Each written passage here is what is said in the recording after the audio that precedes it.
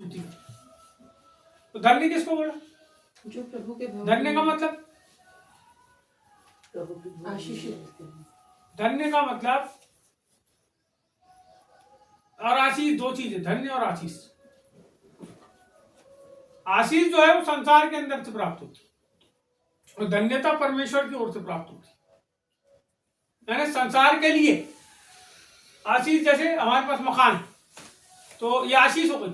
आपके खीसे में पैसे हैं, वो आशीष हो गई। आपको कोई चीज की कमी नहीं हो रही, वो क्या चीज हो गई? आशीष।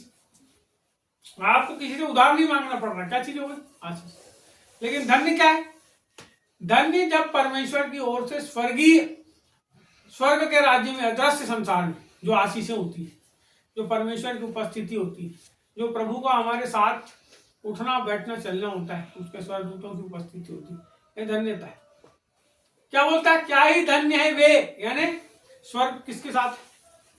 आशीष किसी को परमेश्वर ने दिया, अच्छी बात है, मिलना चाहिए, लेकिन आशीष के साथ आदमी के जीवन में क्या चीज होना चाहिए? धन्यता।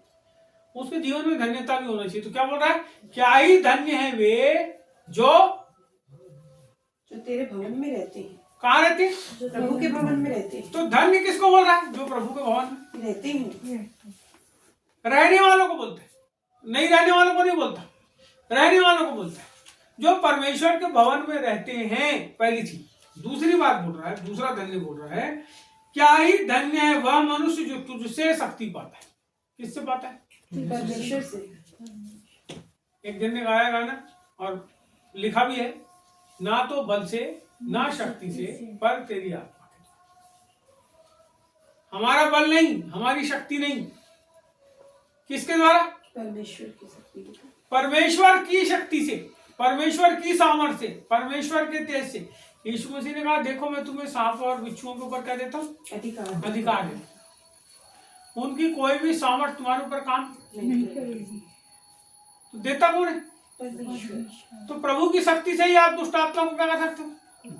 भगा सकते हो। प्रभु की शक्ति के द्वारा ही आप के अंदर ऐसा विश्वास जागृत हो सकता है कि आप पहाड़ से भी कहोगे उखड़ और दूर जा, समुद्र में जाके गिर तो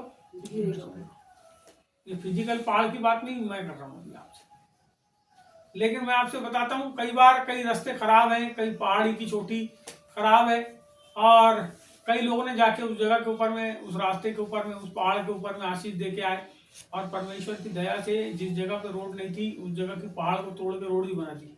इसका मतलब क्या हुआ कि कहीं ना कहीं परमेश्वर आपकी प्रार्थनाओं के द्वारा काम, जहाँ गड्ढे थे परमेश्वर के अनुग्रह के द्वारा वो सब गड्ढे कैसे हो गए?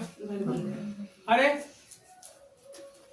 यहाँ से समुद्र में आप जाओगे मुंबई में, तो यहाँ से अगर आप देखोगे सामने का किनारा तो वो 5 किलोमीटर है, लेकिन यदि किसी आदमी को उधर जाना है सामने, तो समुद्र में तैर के जाएगा, तो फेरा लेके जाता था 20 किलोमीटर। क्या पता किसी ने प्रार्थना किया, क्या किया मेरे को नहीं मालूम, या सरकार की क्या योजना आई, लोगों ने क्या करे, वहां से सीधे रास्ता निकाल दी, सामने सीधा रास्ता हो गया। तो वो जो 20 किलोमीटर का फेरा था वो कितना किलोमीटर का होगा? 5 किलोमीटर। रास्ता कितना बच गया? रास्ता पूरा सीधा हो गया, सांस पहुंच जाता है, 10 मिनट के अंदर उधर पहुंच जाता, नहीं तो यहां से 4 घंटे लगते थे जाने। क्या है? उपाय है, परमेश्वर का उपाय है। बाइबल जो है उसके अनुसार, बाइबल के अनुसार परमेश्वर मनुष्यों के लिए बहुत सारी व्यवस्थाओं को इस धरती के ऊपर करता है। क्या धर्मी और क्या सबके लिए व्यवस्था करता है, परंतु धन्य कौन होता है? जो परमेश्वर के निकट उसमें बना। दूसरा बोलता है क्या ही धन्य है वो जिनको परमेश्वर से क्या मिलती है? शक्ति मिलती है। तीसरा बोलता है और वे जिनको सियोन के सड़क की सुधि रहती है। तीसरा धन्य बोलो, सियोन के सड़क की सुधि। सियोन की सड़क क्या? सियोन की सड़क, सियोन की सड़क क्या है? अरे कोई ने गाना बनाया ना, सियोन देश हमारा है देश, रहते हैं हम परदेश, जाएंगे हम अपने देश। कौन सा देश है तुम्हारा? सियोन। असल में सियोन जो नाम है वो यरूशलेम का, लेकिन आज हम जब विश्वासी हैं तो हमारी मंजिल यरूशलेम है। बोलो है। है। हमारे लिए एक मंजिल है, उसका नाम है नया यरूशलेम। यीशु मसीह ने कहा देखो मैं जाता हूँ तुम्हारे लिए जगह तैयार। हमको सुधी है हमारे वाले घर की नहीं। हम अब धरती पर रहते हैं तो अपने घर के बारे में सोचते रहते हैं, जो घर में हम ईटा गोटा मट्टी पत्थर का घर है। आपके दिमाग में जहन में आते ही नहीं होगा कभी कि मेरा घर कैसा होगा स्वर्ग के अंदर, कभी सोचे भी नहीं होगा। आपको पता है जो चीज आपके जहन में नहीं आ रही है इसका मतलब आपको उसका कोई ख्याल नहीं है। बैंक में पैसे रखे हैं भी आपके पास, है। कोई के रखे होंगे तो मैं उसको बताता हूँ। यदि वो भूल जाए उस पैसे को, पैसे रख के भूल जाए तो कोई याद दिलाएगा? नहीं, लैप्स हो जाएगा। मरने वाले मर गए, लोगों की पासबुक, लोगों का पैसा क्या करी गवर्नमेंट ने? जब्त कर लिया। जब्त कर ली, सीज कर ली। वो बैंक वाले किसी को नहीं जाते बताने के लिए, उनको पैसा खा गई। मर गए वो लोग, कई साल पहले मर गए। 10-10 साल के बाद लोगों की पासबुक मिली है और पासबुक लेके लोग गए कि जी देखो मेरे पिताजी के थे 5,000 रुपए, तो ब्याज ब्याज सहित जो है वो हो गए अपना 17-18 हजार रुपए, मेरे वापस करो पिताजी के पैसे। बोले कहाँ थे तुम अभी तक? नहीं नहीं हमको नहीं मालूम था, अभी हमने घर में अपने साफ सफाई करे तब जाके पासबुक। और जिनको नहीं मिली उनके गए हाँ? गए। आपकी आशा क्या है? बोलो आशा। आशा। मुंह को बंद कर। नींद आ रही, जब नींद आने लगती तो मुंह खुल जाता है। बोलो यीशु मसीह। जय। जय। होता कैसे?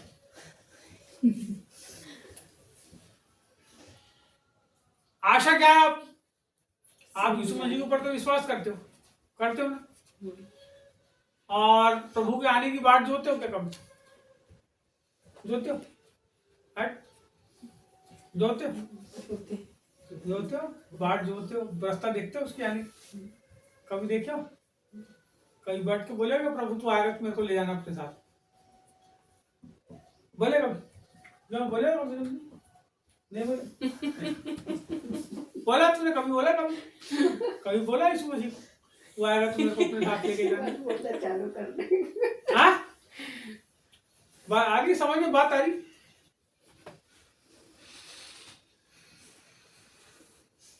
अपन कहीं जाते हैं घर के बाहर तो अपने घर की पूरी ख्याल रहती, बाल्टी बाहर रख के आए थे, फलाना चीज ऐसा किए थे, ढिमकी चीज ऐसा किए थे, मेरे बाल बच्चे भूखे हैं, खाना खाए कि नहीं खाए। तो अपन रहते हैं विदेश में और फोन करके कहाँ पूछते हैं? देश में। अरे वो भूखा तो खाएगा खुद ही, तो वो पूछने की जरूरत है? कहीं भी जाके खाएगा, कोई आदमी भूखा नहीं रहता, कहीं ना कहीं जाके क्या करता अपने जुगाड़ कर लेता है। तुम चिंता करो चाहे मत करो। आदमी चिंता किसी करता? बोले धरती के सामान की करते, धरती की चीजों की, लेकिन ये क्या बोल रहा है? स्वर्ग की।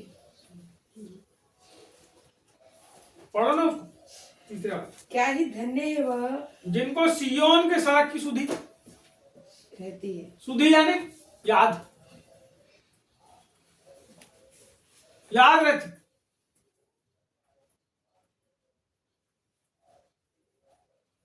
हम में कितने लोग हैं जो हम हमारे मन के अंदर एक ख्याल आता है कि नहीं हम परमेश्वर के साथ जो है इस संसार से पूछ करेंगे, यदि प्रभु आ गया तो हम उसके साथ शरीर को जब उठाए जाएंगे तो हम कैसे हो जाएंगे। आपको पता है बड़ा आनंद है हालेलुया। जब आप प्रार्थना करते हो ना और जब उसको याद करते हो। एक समय था जब मैं रोज जब प्रार्थना करता था तो मैं प्रभु की ओर देखता था और प्रभु की ओर चेहरा उठा के मैं बोलता था परमेश्वर आप आओगे तो मेरे को अपने साथ ले जाना, और अभी आओगे तो अभी ले जा लेना।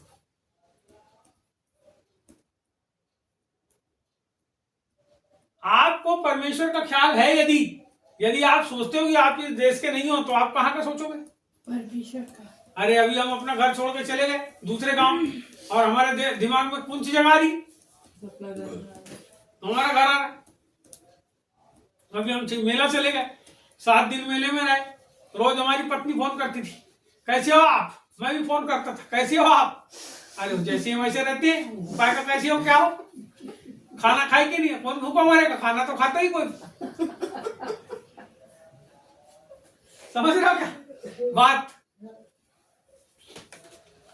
अभी इनने होटल खरीदा है, इसके अभी पूरी यानी सब सेटअप हुआ नहीं है। इसके घर वाले अभी यहाँ पे बालाघाट में क्या देख रहे हैं?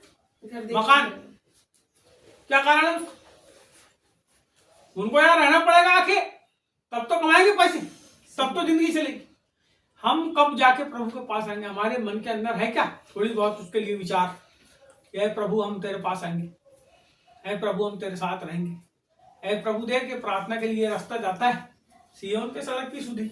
सियोन में तो यरूशलेम है, उसी को तो यरूशलेम नाम दिया, उसी में तो मंदिर है। हमको सुधी से नहीं रहती सड़क।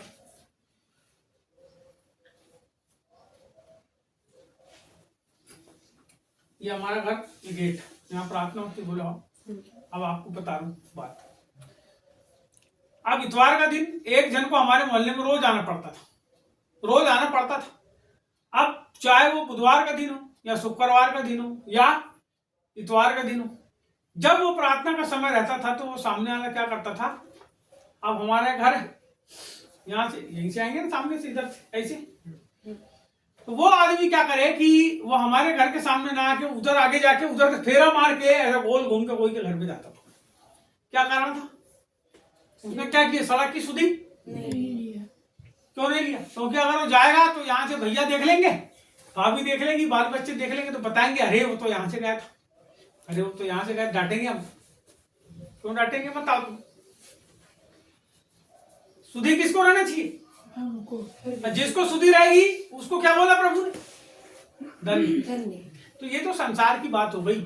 आप परमेश्वर के ऊपर आपका कितना सुधी है, उसको कितना याद करते हो, उसकी विनती करने के लिए आने वाला है, मैं उसके साथ जाऊंगा, मेरे लिए घर बनाए प्रभु, तूने कैसा नगर बनाया है बता। तो हमको क्यों दर्शन नहीं होते प्रभु के स्वर्ग के? हमको क्यों है भूत प्रेत दुष्ट आत्मा दिखती? हम उसी के बारे में सोचते रहते। जब हम प्रभु की ओर सोचने लगते हैं तो परमेश्वर का प्रकाश हमारे जीवन में पड़ने लगता है। जब प्रकाश पड़ने लगता है तो भूत प्रेत खुद ही भग जाते हैं। बोलो यीशु प्रभु जय। भूत प्रेत को भगाने के लिए कई लोग भगाते हैं, हमको प्रभु ने अधिकार दिया, अच्छी बात है। लेकिन जब आप परमेश्वर की उपस्थिति में आ जाते हो तो आपको भूत प्रेत भगाना नहीं पड़ता, वो खुद ही भग जाती है। कारण क्या? कि परमेश्वर के बारे में लिखा है कि परमेश्वर भस्म करने वाली आग है। और जब आग कहीं जलेगी तो वहां पे कोई सांप जाएगा, कोई बिच्छू जाएगा, कोई जंगली जानवर जाएगा, कोई नाश करने वाला जाएगा? नहीं। तो आग जब तक बुझेगी नहीं तब तक कोई आएगा।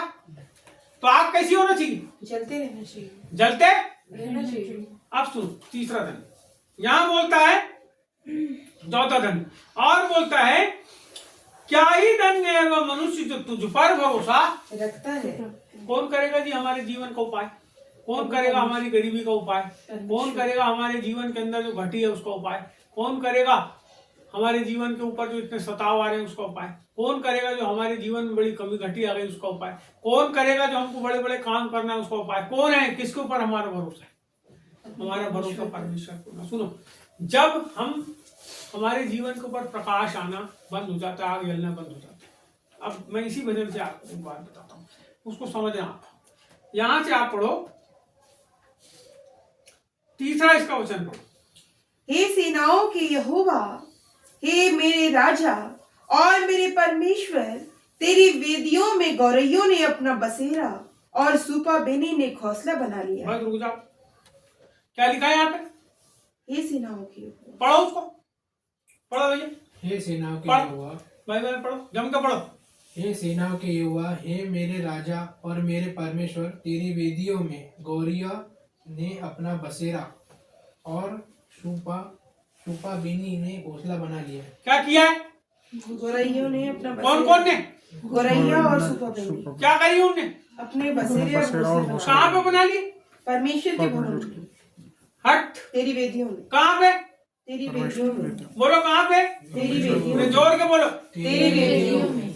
परमेश्वर की वेदी में गौरैया ने क्या करी है? बसेरा बना। बोलो घोंसला, बसेरा और सूपा बेनी ने घोंसला। तो घोंसले पे तो बसेरा करेगी, कहीं और करेगी? वही करेगी। करेगी ना। घोंसला बनाती है अपने रहने के लिए, आराम का स्थान बनाती है। अब घोंसला क्या का रहता है? बोलो कचरे का, कचरे का घोंसला। घास का, घास के पत्ते का, और कोई चीज का रहता है? घोंसला उसी का बनता है। कहाँ बना है? परमेश्वर की वेदी में। कहाँ बना है? परमेश्वर की वेदी। और आके रह रही है, वो रह रही है ना, बच्चे भी दे रही है। सब हो रही है, सब कुछ कर रही है। 1 से 2 हो रहे हैं, 2 से 4 हो रहे हैं, उसके बाद आने वाले साल में और 4 हो जाएंगे। कैसे हो रहा है?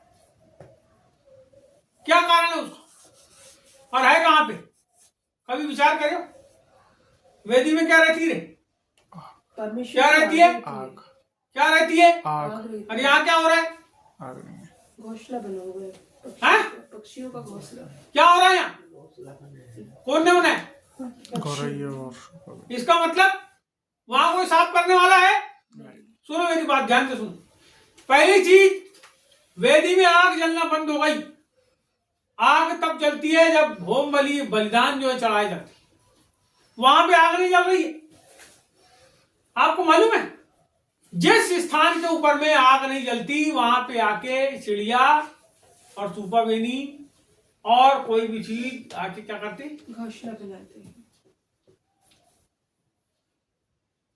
यहां बना लिए। इससे कई कारण है। परमेश्वर के मंदिर को लूट लिया गया, तोड़ दिया गया, फलाने हो गया, ढिमका हो गया, वहां के सब चीजों को उठा के लोगों ने ले गए। नबूकदनेस्सर ले गया और उसके बाद और कोई ले गया, उसके बाद और कोई ले गया। कई बार हमला हुआ है ना। अब कैसा पड़ा है? प्रभु का भवन उजाड़ पड़ा है। उसके नीचे में आपने देखे ना, क्या ही धन्य हो मनुष्य, वे जो तेरे भवन में रहते हैं, वे तेरी स्तुति निरंतर करते रहेंगे। कैसी हो गई वेदी? आग जलना बंद हो गया। आग जलना बंद हो गई तो खाली हो गई, आग जल ही नहीं। आपको पता है, लकड़ी आप ले जाके रख सकते हो, लेकिन आग कहां से आती है? तैयारी कौन करेगा? हमको तैयारी हमको करनी है। नहीं होगी तैयारी तो क्या हो जाएगा? आग नहीं जलना आएगी। बंद हो जाएगी। आग जलना बंद हो जाएगा। तो कोई भी चीजें, कोई भी गड़बड़, कोई भी ऐसी चीज जिसका वहां कोई मतलब नहीं है वहां रहने का, वो आके क्या करेगी वहां पे? अपना बसेरा बनाएगी, है ना। जिस स्थान की साफ सफाई ना हो, जिसके आसपास आदमी ना हो, उस स्थान पे क्या होता है? आपको पता है, नगर जब उजाड़ हो जाते हैं, जब जंगल के अंदर के घरों में कोई रहता नहीं है, तो धीरे धीरे वहां लोमड़ी आके बसेरा, करने लगेगी। लकड़ बग्गे आके रहने लगते हैं। हम्म। आपको पता है, सब जंगली जानवर उस स्थान को अपना निवास स्थान बना लेते हैं। मैं गया एक बार, बैयर की बात है, बैयर के पास सियार पाट नाम की एक जगह है। नाम सुने? सियार पाट, जो जानते हैं उनको मालूम है। सियार पाट एक जगह है। तो सियार पाट जब हम गए वहां पे, तो वो पहाड़ है वहां पे, सियार पाट का पहाड़। तो वो मैं चढ़ा उसके ऊपर। चढ़ा तो एक जगह में गया, तो वहां खूब सारे बाल थे, लोमड़ी के बाल थे। वहां सियार रहते हैं, लोमड़ी जिसको बोलते हैं, हुआ बोलती है, वो वहां पे सियार रहते हैं। मैं सही में देख के आया, वहां सियार पाट क्यों ना, वहां सियार रहते थे। वहां ऊपर जब चढ़ा मैं, तो बहुत सारे जो ऐसे गुफा जैसी बनी थी, ऐसी पत्थर की आड़ में ऐसे। मैं बोला कितनी अच्छी जगह है, छांव वाली। लेकिन जब मैं वहां बैठा ना, तो मैंने देखा बाजू में खूब सारे बाल थे लोमड़ी के। इसका मतलब लोमड़ी क्या करती है वहां पे? बसेरा है ना, बसेरा है वहां। तो कोई भी जंगली जानवर, कोई भी चिड़िया, कोई भी जगह, जैसे अब हमारे घर के बाहर ऊपर एक आला था, अब वो आले में हम क्यों सफाई करेंगे? तो एक चिड़िया ने आके क्या करी वहां पे? घोंसला बनाएगी। लेकिन जब आप वहां साफ सफाई करने लगते हो, तो चिड़िया आना बंद कर देती है। बंद कर देती है। उसको मालूम हो जाता है आदमी आते, है ना। और वेदी एक ऐसी स्थान है जिस जगह के ऊपर रोज बलिदान चढ़ाते हैं। अब ये बताओ आप, लोगों का जो मन है वो परमेश्वर में है ही नहीं, बलिदान चढ़ाने में है ही नहीं, धन्यवाद देने में है ही नहीं। काय में है उसका मन? अपनी बातों में संसार उसका सियोन की सड़क की ओर ध्यान है नहीं। मैं आपको जो बता रहा हूं उसको समझो। हमारा जो ध्यान है, हमारा जो मन है, हमारा जो इच्छाएं हैं, हमारी जो भावनाएं हैं, वो परमेश्वर की ओर होना चाहिए। हमारे पूरे विचार परमेश्वर के कामों की ओर होना चाहिए। हमारे विचार प्रार्थना की ओर होना चाहिए। हमारे विचार हमारे जीवन के अंदर उसकी आग, उसकी उपस्थिति की ओर होना चाहिए। आग क्या क्या दर्शाती है? कि परमेश्वर ने ग्रहण किया। आग कब उतरती किसी जगह के ऊपर? आपको पता है, जब जब परमेश्वर किसी की भेंट को ग्रहण करता था, तो आग को गिरा के क्या करता था? तो भेंट को, तो वहां भेंट बलिदान चढ़ाए जा रहे हैं, इसका मतलब आग जल रही, और आग बुझ गई, इसका मतलब कुछ भी नहीं परमेश्वर ग्रहण, नहीं करता। अरे हो ही नहीं रहा, कुछ काम ही नहीं हो रहा, कोई बलिदान ही चल रहा, क्या ग्रहण करेगा? तो बलिदान हमारे जीवन से जलना चाहिए। हमारे जीवन से परमेश्वर के लिए बलिदान चढ़ना चाहिए। बलिदान हमारे जीवन में जब तक हम नहीं चढ़ाएंगे, तब तक हमारे जीवन के अंदर आग नहीं होगी। मैंने थोड़ी देर पहले बोला ना, सांप हो चाहे बिच्छू हो, कैसे डरते? आग से। आग से। अब वो आग हमारे पास नहीं है। यदि हमारे पास आग नहीं है, तो हमारे अंदर दुष्ट आत्माएं क्या करेगी? आके काम को दिमाग के अंदर पहले काम करेगी, फिर शरीर में काम करेगी, है ना। तो वेदी के अंदर आग जलना चाहिए। वेदी बनती है चौरस रेत, उसके अंदर आग जलनी चाहिए। कोई जीव रह पाएगा उसके अंदर? नहीं। अंदर आग जलती है, लपट बाहर निकलती है, वो लपट के मारे कोई नहीं आता। हमारे हृदय के अंदर वेदी पर आग लगातार जलती रहे, हमारी वेदियों के ऊपर आग लगातार जलती रहे। हमारी प्रार्थनाएं कभी बंद नहीं होना चाहिए, हमारी दुआ कभी बंद नहीं होना चाहिए, हमारा प्रभु के लोगों से मेलजोल बंद नहीं होना चाहिए, हमारा आना जाना बंद नहीं होना चाहिए। तब परमेश्वर हमको ये आशीष देता है, हमको धन्य बनाता है परमेश्वर हमारे जाने से। बाइबल में लिखा है, तुम जिस घर में जाओ कल्याण कहो। क्या कहो? कल्याण। क्यों? आज आप जाते हो और किसी को कल्याण आपका नहीं लग रहा, क्या कारण? कल्याण होना भी तो चाहिए हमारे पास, धन्यता हमारे पास होना चाहिए ना। यस। समझ में आ रही बात? अरे लोगों को तुमको बोलना चाहिए प्रार्थना करो हमारे लिए, तो तुम लोगों से बोलते हो प्रार्थना करो हमारे लिए।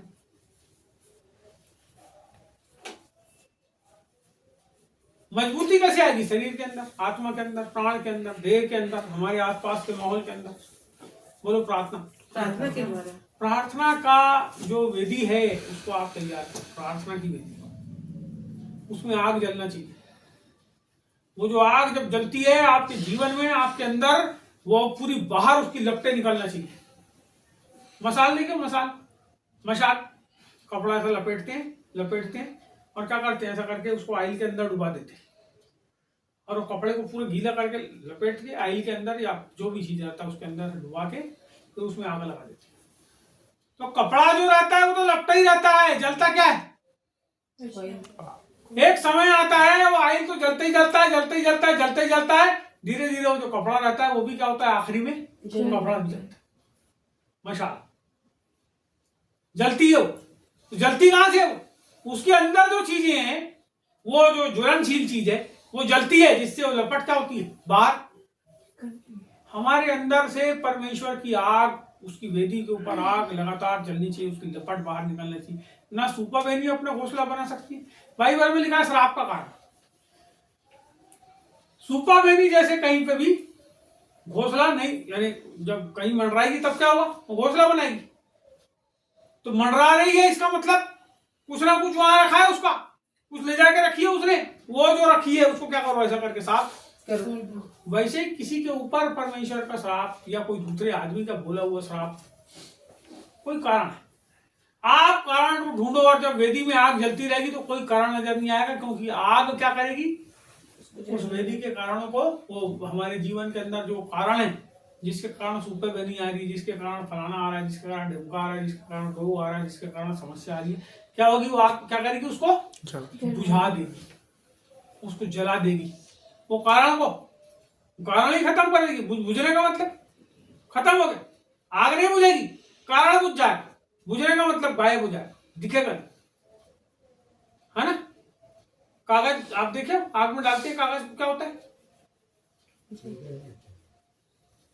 लोहे को डालते हो तो क्या होता गरम होता है, गरम होगा, फिर लाल हो जाता है, फिर उसको ठोक ठोक के जो बनाने है वो बनाते। तो परमेश्वर सोना और चांदी के समान हमको आग में तपाता है, लेकिन जितनी घास फूस लकड़ी है, जितनी ऐसी चीजें हैं, जितने जीव जंतु हैं, यदि वो आ जाए तो कैसे हो जाएंगे, जलेंगे। अगर आपको शेर को डराना है ना जंगल में जाके, तो आग पकड़ लो आप हाथ, वो आपके तरफ बढ़े तो ऐसा आग उसके मुंह के पास ले जाओ तो भगता है दूर।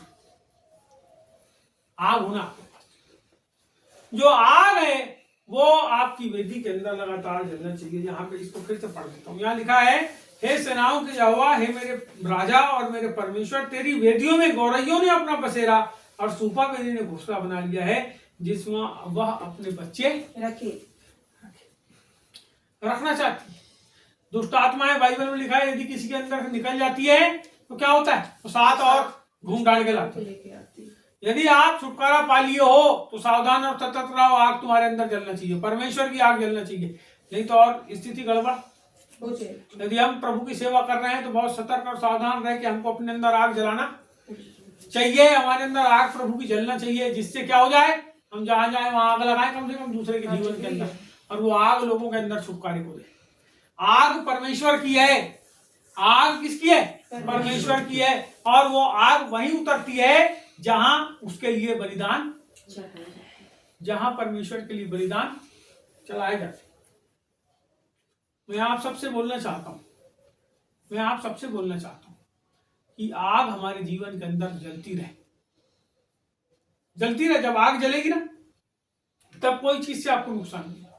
और आखिरी बात यहां लिखा है, क्या ही धन्य है वह मनुष्य जो तुझ पर भरोसा। किस पे भरोसा रखते हो? परमेश्वर परमेश्वर पे भरोसा रखना और मुझे बोलने की हम तेरे ऊपर भरोसा रखते, दोनों में फर्क है। एक पत्नी एक पति पे भरोसा रखती है, एक पति अपनी पत्नी पे भरोसा रखता है। यदि पत्नी घर में है तो आदमी जब घर जाएगा वापस तो क्या सोचता है, खाना मेरे को बना बनाए और नहीं मिला इसका मतलब, तो पत्नी घर में नहीं आएगी तब बनेगी। भरोसा, भरोसा रहता है, भरोसा। बैंक के ऊपर भरोसा है, मेरे 2000 रुपए रखे बैंक के अंदर, कभी भी जाऊंगा तो बैंक वाला मेरे 2000 और रोज तुम्हारे 50 रुपए काटे तो तुम रखोगे वहां पैसे? क्यों? तुम्हारे भरोसे को तोड़ता है 50 रुपए काट काट के, तुम जल्दी से अपने पैसे निकाल लोगे वहां से जाए। मैं बहुत दुखी हो गया, एक बार मैंने खाता खोला नया, उसने काट काट के 4000 कर दिया मेरे 5000। मैं गया और खूब चिल्लाया उनको, मैंने कहा क्यों किए तुम लोगों ने ऐसे? बोले सर वो 5000 से कम नहीं होना, नहीं तो पेनाल्टी कटती। ऐसा क्या? मैंने बोला फिर 1500 रुपए जमा करा, तब मेरे पैसे कटना बंद हुए।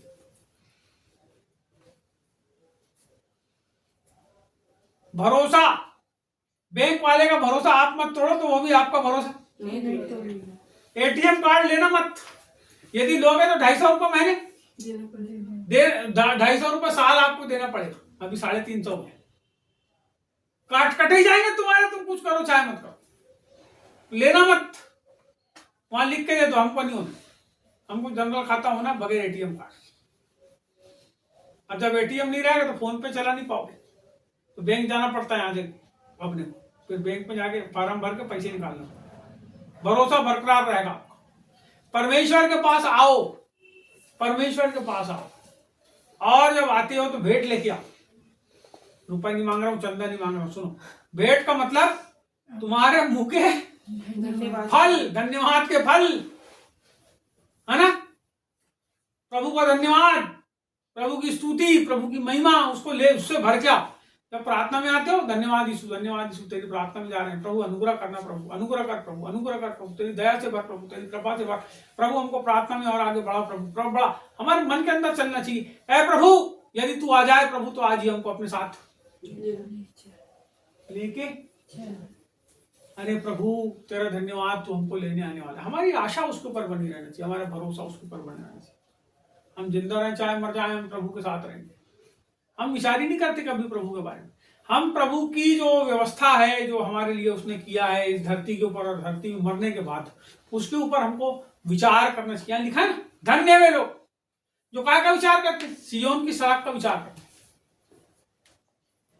लिखा है, पढ़ते ना, काय का विचार करते हैं, सिय्योन की। अरे हमको हमारा स्थान कौन सा है, हमको रहना कहाँ है? तो धरती के ऊपर है। अभी हम है 50 60 साल 70 साल 50 साल 100 साल 120 साल। एक आदमी 120 साल का, उसका शरीर पूरा हड्डी बन गया है, उसको जब सुला के रखे हैं, उसके मुंह में पानी डालते हैं रोज, उठते नहीं बनता आदमी। समझ रहे मेरी बात? क्या है उसका कारण? फिर भी वो पड़ा है, जिंदा रहने की आशा है। उठते तो बनता नहीं, फिर भी क्या है उसकी आशा में और जिंदा रहूंगा। चीन में 135 साल का, शायद 120 नहीं 135। तो आशा क्या है उसकी? अभी भी जिंदा रहने की आशा उसकी, धड़क रहा है उसका दिल, धड़क धड़क धड़क धड़क। प्रभु को नहीं जानता, मर जाएगा, ले जाएंगे उसको गड़ा देंगे। जिंदगी के अंदर हमारी आशा प्रभु के ऊपर होना, हमारा ये आशा होना कि प्रभु हमको लेने वाला है, हमारी ये आशा होना कि वही हमारा उद्धार करने वाला है। कोई हमारे भरोसे को हिलाने ना पाए, कोई आपके भरोसे को डिगाने ना पाए। वो आंधी चलती है, चलने दो, तूफान आता है, आने दो, आपको प्रभु के ऊपर भरोसा रहना। आपकी नाव में जो सवार है उसका नाम यीशु मसीह। अपने भरोसों के उसको बरकरार रख। कितने भी दुख आ जाए जी, आपके दुख को दूर करने वाला परमेश्वर। जितने भी कष्ट आ जाए आपके कष्टों को दूर करने, कितनी भी बीमारी आ जाए आपकी बीमारी को दूर करने वाला परमेश्वर है। केवल आप भरोसा रखो और बोलो यीशु मसीह ये सब चीज से मेरे को मुक्त कर। हालेलुया। आप बोलो अपने मुंह से, क्योंकि विश्वास के लिए हृदय में क्या किया जाता है? हृदय से विश्वास और मुंह से मुंह से अंगीकार। कहाँ होगा विश्वास? अंदर होगा कि बाहर? विश्वास कहाँ होना चाहिए? अंदर विश्वास होना। भरोसा बोलता है प्रभु पे भरोसा, अंदर से विश्वास। अरे कुछ भी हो जाए, क्या हो गया? कुछ भी हो जाए, हमारा परमेश्वर है, हमारा प्रभु करेगा सब।